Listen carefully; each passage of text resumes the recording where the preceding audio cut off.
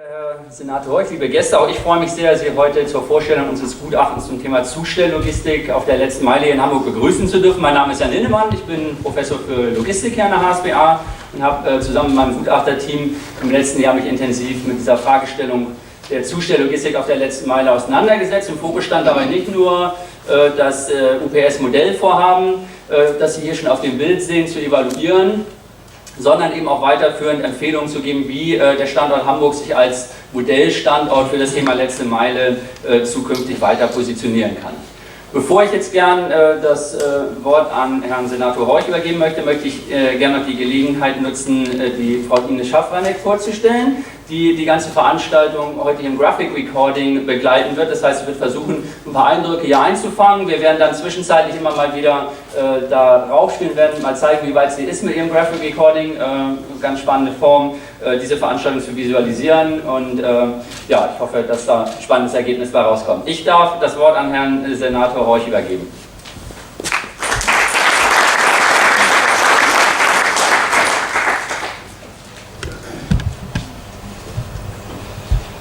Ja, Herr Samuels, wo ist er eigentlich geblieben? Ach, da. Herr Samuels, vielen Dank für die freundliche Begrüßung hier in der HSBA und auch in unserer direkten Verbindung zu dieser privaten Hochschule. Ich hoffe, dass auch das, was Sie angedeutet haben, weiter in Zukunft sich hier in viele Taten umsetzt. Was Sie erwähnt haben, ich glaube, wir sind in Hamburg gerade aktuell unter der Begrifflichkeit Innovation, und Innovation ist ja auch ein Teil im Namen meiner Behörde und hoffentlich nicht nur Teil im Namen, sondern eben auch vieler Aktivitäten. Nur die letzten Tage haben auch gezeigt, in welcher Intensität, ob wir Fraunhofer, ob wir Deutsche Luft- und Raumfahrt nehmen, gestern auch 3D-Druck und alle Dinge, die wir in ausgiebiger Form gestern erleben durften.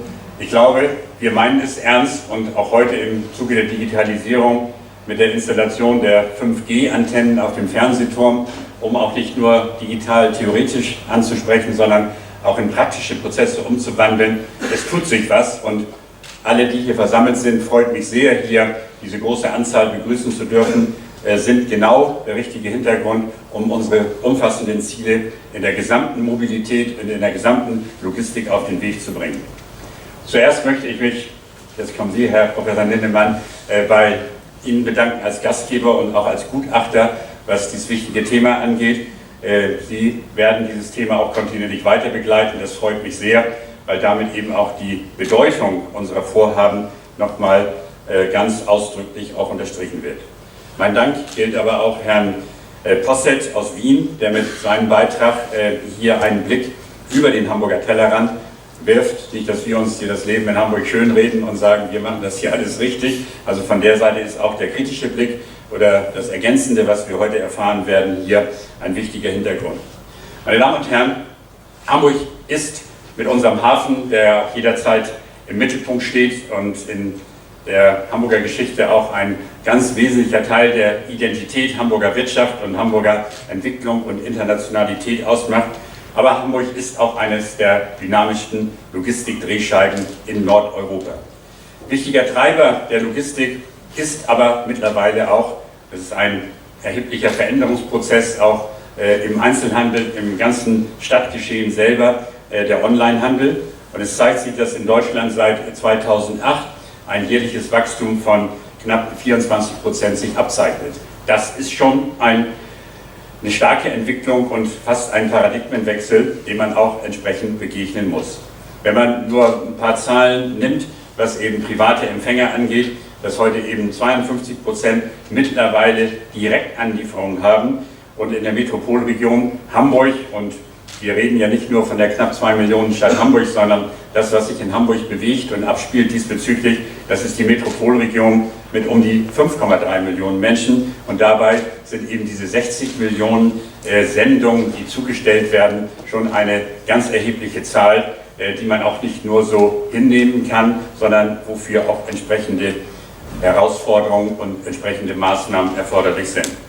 Wenn man dieses dynamische Wachstum des E-Commerce nimmt, dann ist das eben, wie ich angedeutet habe, auch gleichzeitig eine Herausforderung. Und bei uns in der Stadt mit allen Verkehren, die wir hier in Hamburg zusammenführen, aus der aus den Magistralen der A1, der A7 in den Nord-Süd-Verkehren, den Güterverkehren, dem Hafen, den Personenverkehren, den über 500.000 Pendlern in der Stadt. Also von der Seite her, es gibt ja keinen Platz, ich sage immer wieder, es gibt kein Lab oder Laboratorium, wo so viele Verkehrsprobleme insgesamt zusammenkommen wie in Hamburg.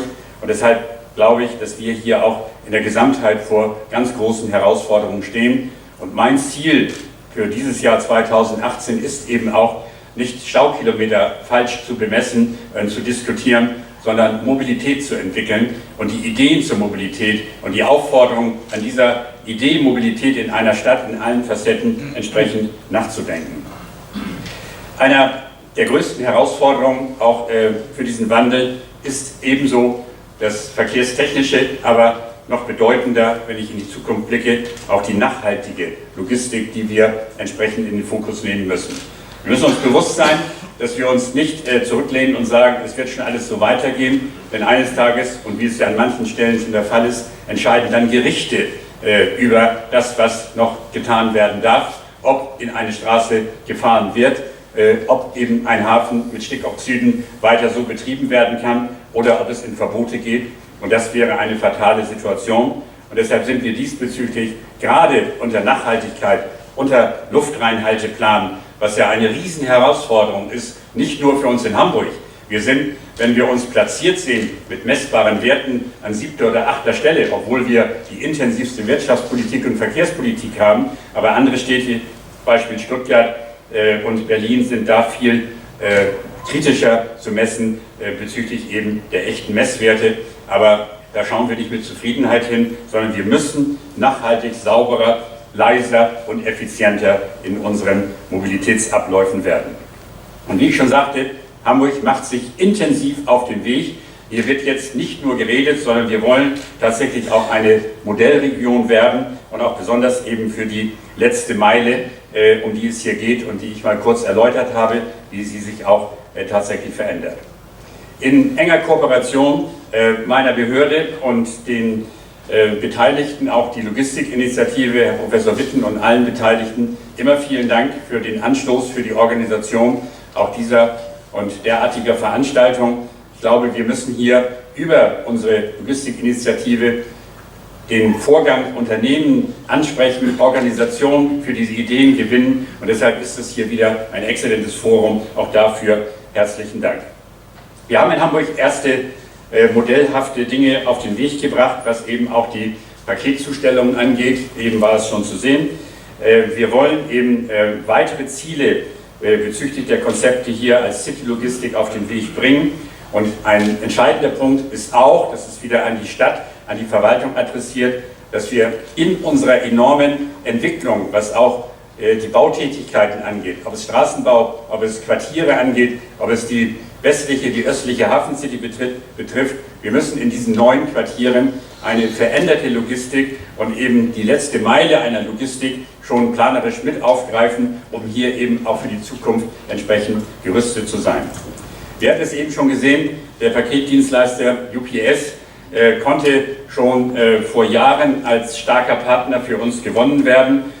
Und wir haben mittlerweile 4 Zonen in der Stadt, wo eben auf gesonderten Plätzen Container mit Paketen abgestellt werden und dann eben der entsprechende Verteilprozess in der Innenstadt abläuft. Und aus dieser Mikro-Hub-Container-Organisation erfolgt dann eben sehr nachhaltig, entweder zu Fuß, entweder mit der Sackkarre, wenn es eben schwierige Dinge sind, mit Lastenfahrrädern oder mit sogenannten Cargo-Cruisern wird dann eben die endgültige finale Verteilung vorgenommen. Das sind alles, das will ich nicht kritisieren, erste Ansätze, aber eben sehr sinnvolle Ansätze, die wir eben auf den Weg bringen müssen. Auf jeden Fall sind sie mit dem Hintergrund Luftreinhalteplan, sind sie umweltverträglich. Ein weiteren Ansatz haben wir kennengelernt mit der Reduzierung des Straßenverkehrs durch Pacado. Pacado hat eine Idee, dass man sagt, dieser Service soll es ermöglichen, die Belieferung von Paketanfängern an ihrem Arbeitsplatz vorzunehmen. Da sind sie ja sowieso, die Damen und Herren. Also da muss nicht extra noch an einen anderen Ort gefahren werden. Und wir haben uns als Behörde und als erstes Ministerium in Deutschland bereit erklärt, dies auch bei uns zu praktizieren. hat aus der Faltung auch keiner gegengesprochen. Meistens gibt es ja auch gleich Verbote dafür, aber wir praktizieren das und haben unseren Mitarbeiterinnen und Mitarbeitern die Möglichkeit eröffnet, dass dieser Versuch auch bei uns intensiv und aktiv mit durchgeführt wird. Meine Damen und Herren, ein weiteres Pilotprojekt hat Hermes, Hamburger Unternehmen, gemeinsam mit Starship Technologies auf den Weg gebracht, in dem eben seit Anfang September 2016 erste Prototypen eines sogenannten Zustellroboters von Starship in bestimmten Hamburger Stadtteilen auf der Straße erkennbar sind, immer noch begleitet, um eben auch der Sicherheit immer eine vorderste Priorität zu geben. Auch das ein hochinteressanter Weg und bei einem Blick in autonomes Fahren und vieler autonomisierter Vorgänge im Hafen, auf der Straße, mit Bussen und auch dem, was wir in der Hafen City vorhaben, mit ersten Bussen, die dort autonom fahren sollen, ist dies eben auch ein Schritt, der eben in diesen Erprobungsphasen, in so einem Test weitere Erkenntnisse bringen sollen. Zu dem Ganzen immer wieder, ich will die weiteren Projekte gar nicht im Einzelnen aufzählen, ist immer wieder ein bedeutendes Thema, wie ist der Ressourceneinsatz, wenn irgendwo Fahrzeuge unterwegs sind, ob es Elektrofahrzeuge sind, ob es gasbetriebene Fahrzeuge, LNG-Fahrzeuge oder Brennstoffzellenfahrzeuge oder Hybrids. Also wir müssen hier immer wieder das große Ziel verfolgen, zu reduzieren. Und mit dem, was ich am Anfang zum Luftreinhalteplan gesagt habe, der hört sich so hausmütterlich an, Luftreinhalteplan, nur es ist eine hochtechnische und eine ungemein umfassende Hintergrundsituation, die wir in all diesen Zielen, die erfüllt werden müssen, erkennen.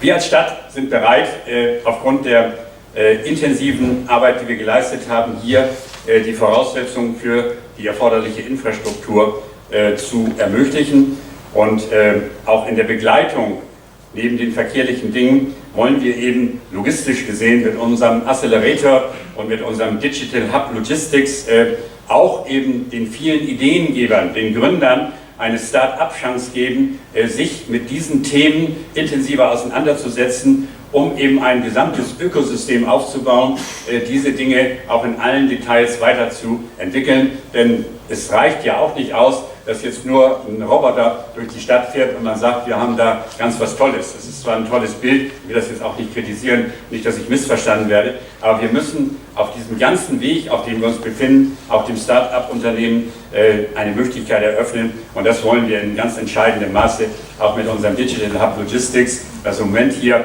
als Working Place im Mindspace am Rödingsmarkt auf den Weg gebracht wurde. Das ist aber der Anfang, das soll weiter ausgebaut werden, um auch da Inkubatoren und Möglichkeiten der Fläche einen größeren Raum zuzumessen.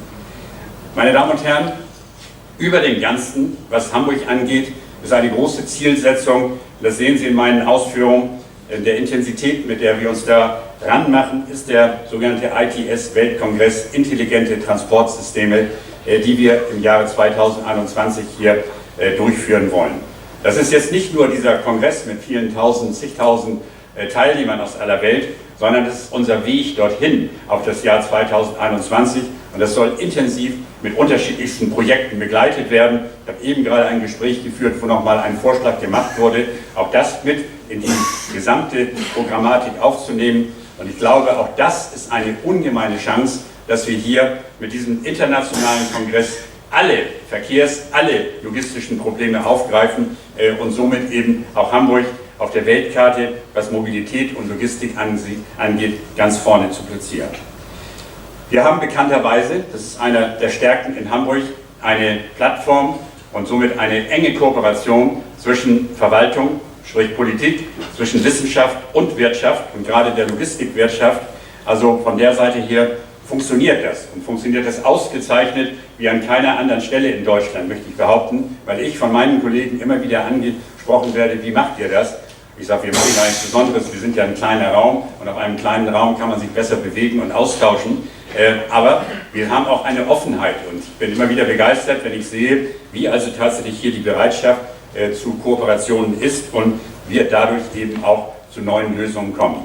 Und das ist auch für mich der Übergang jetzt eben zu weiteren Vorträgen, die wir hören werden, um eben aus dieser Einzelthematik, aber in einem starken gemeinsamen Vorgehen versuchen, hier kluge und zukünftige und nachhaltige Lösungen für die Zukunft auf den Weg zu bringen. Vielen Dank.